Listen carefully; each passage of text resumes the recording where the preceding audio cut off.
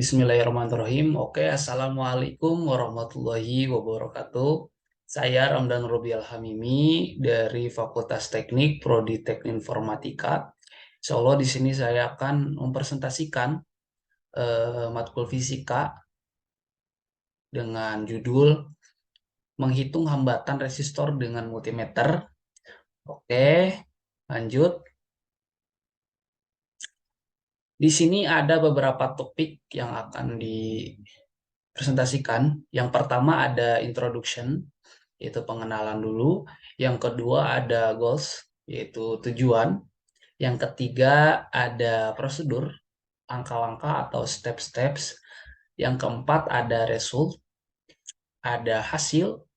Dan yang terakhir, yang kelima ada conclusion, yaitu kesimpulan. Oke, langsung saja ke topik yang pertama, yaitu introduction, pengenalan. Nah, sebelum kita mengenal lebih jauh, maka kita harus tahu dulu apa sih yang dinamakan dengan pengukuran resistor. Di sini ada pengertiannya bahwa pengukuran resistor adalah proses untuk menentukan nilai hambatan suatu resistor. Jadi, yang dinamakan pengukuran resistor yaitu untuk menentukan nilai hambatan suatu resistor. Jika kita ingin menentukan nilai hambatan suatu resistor, maka perlu ada proses, dan itu yang dinamakan dengan pengukuran resistor. Kemudian, resistor adalah komponen elektronik pasif yang menghambat aliran arus listrik dalam suatu rangkaian.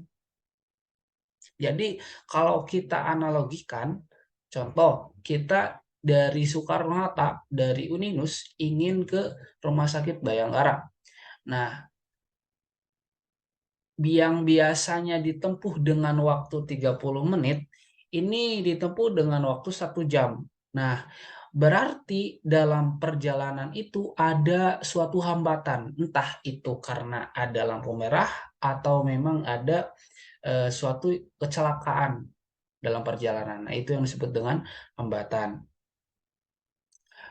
Lanjut, pengukuran resistor penting dalam bidang elektronika untuk memastikan kinerja dan kepastian dalam rangkaian elektronik. Nah, di sini dijelaskan bahwa pengukuran resistor itu sangat penting. Pentingnya dalam apa? Dalam bidang elektronika. Karena apa? Karena dengan pengukuran resistor, kita bisa memastikan kinerja dan kepastian dalam rangkaian elektronik. Nah, adapun pengukuran resistor, dalam pengukuran resistor ini ada beberapa rangkaian. Yang pertama ada rangkaian seri, dan yang kedua ada rangkaian paralel. Apa bedanya antara rangkaian seri dengan rangkaian paralel? Kalau rangkaian seri itu, contoh dalam berbaris itu berderet, atau dalam hal sholat itu kan bersab. Nah, itu yang disebut dengan rangkaian seri. Jadi ketika nanti kan ada alat breadboard sama resistor.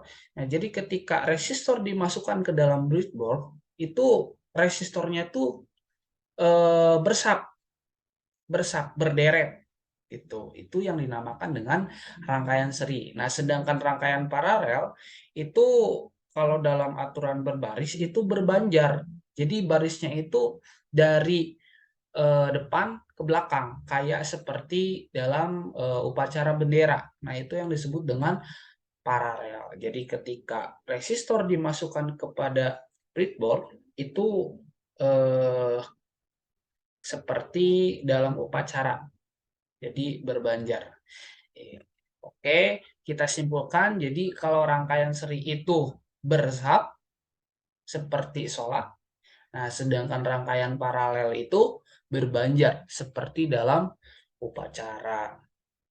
Adapun rumus daripada rangkaian seri yaitu R total sama dengan R1 ditambah R2 ditambah R3 dan seterusnya. Nah, sedangkan rumus rangkaian paralel itu ada resistor paralel 1 per R total sama dengan 1 per R1 ditambah 1 per R2 ditambah 1 per R3 dan seterusnya. Nah, itu rumus daripada rangkaian seri dan rangkaian paralel. Selanjutnya, topik kedua yaitu goals. Apa sih tujuan daripada pengujian hambatan resistor?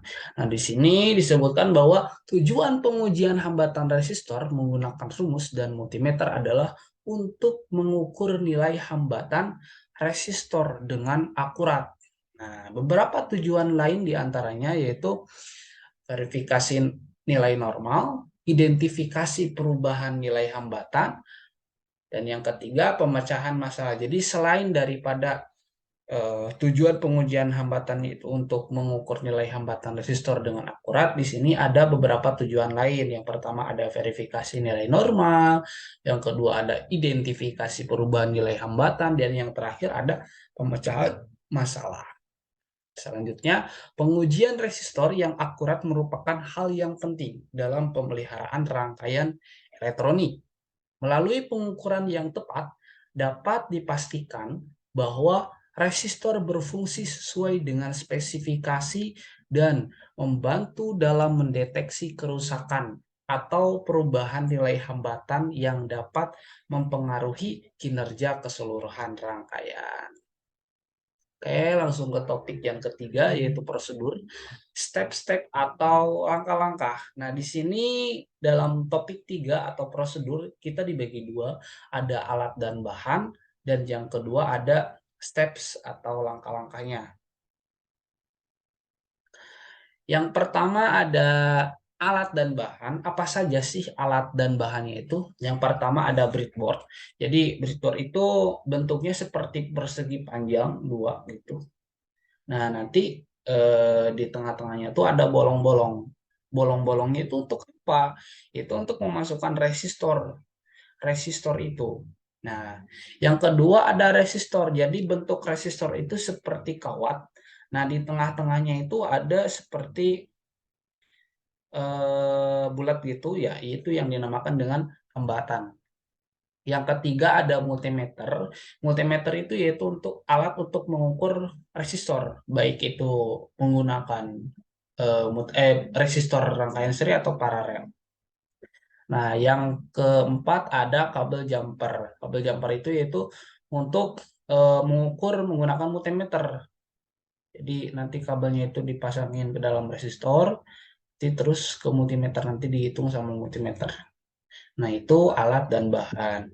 Nah, yang keduanya itu steps atau langkah-langkah. Nah, yang pertama, kita siapkan resistor, alat yang tadi, breadboard, multimeter, dan kabel jumper. Kedua, kemudian masukkan resistor kepada breadboard sesuai dengan rangkaian seri dan paralel.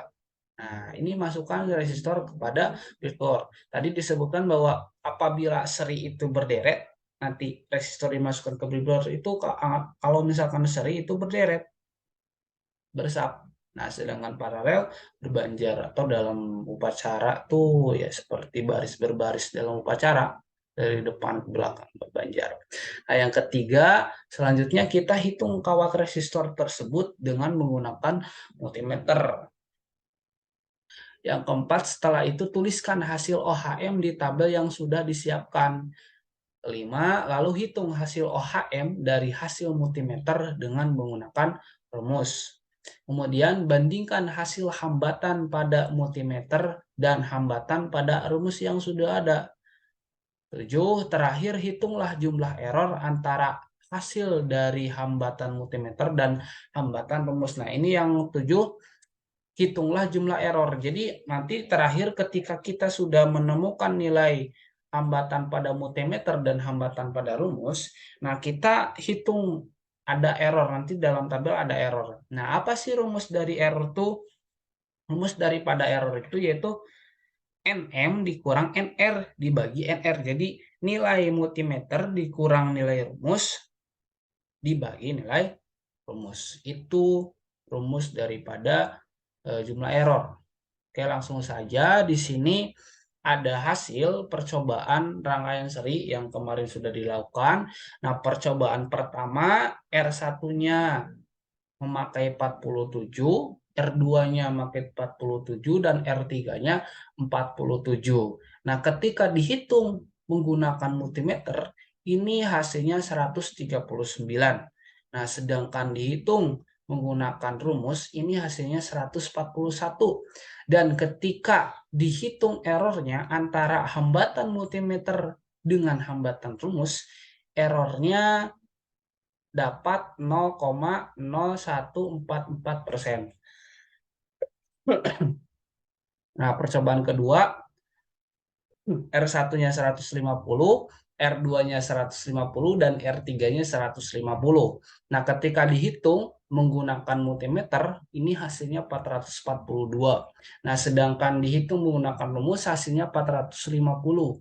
Nah, ketika dihitung antara multimeter dengan rumus, nilai multimeter dengan rumus, ini errornya mendapatkan 0,017%. Nah, percobaan ketiga, R1-nya kita pakai 47, R2-nya 150, dan R3-nya 150. Ketika dihitung menggunakan multimeter, hasilnya 342. Dan ketika dihitung menggunakan rumus, ini hasilnya 347. Nah, kita hitung errornya antara multimeter dan rumus, ini mendapatkan 0,0146%. Ini hasil rangkaian seri yang kemarin kita coba. Dan hasilnya ini. Nah, selanjutnya hasil rangkaian paralel.